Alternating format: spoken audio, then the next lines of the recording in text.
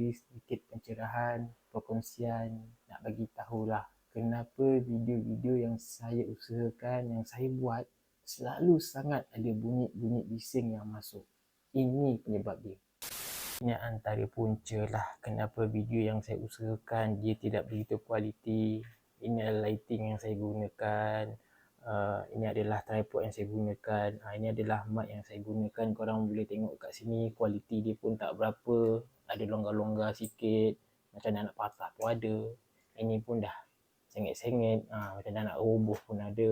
Bukan nak minta simpati korang. Ini sekadar perkongsian, sharing. Ini adalah bahan-bahan yang saya gunakan. Yang di mana korang tengok video saya kurang kualiti.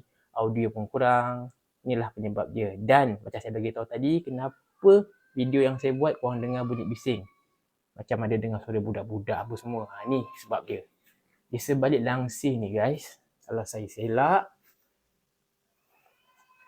Naik tingkap. Sebelah sana tu rumah-rumah orang nampak tu. Atas pun rumah.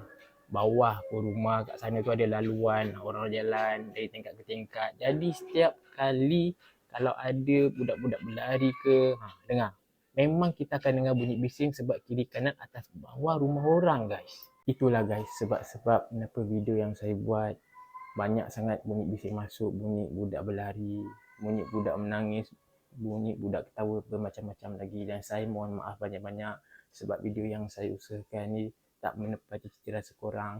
Banyak sangat kekurangan, kelemahan dari segi teknikal, dari segi audio, video dan sebagainya lah. Sekali lagi saya mohon maaf di atas setiap kekurangan yang korang saksikan.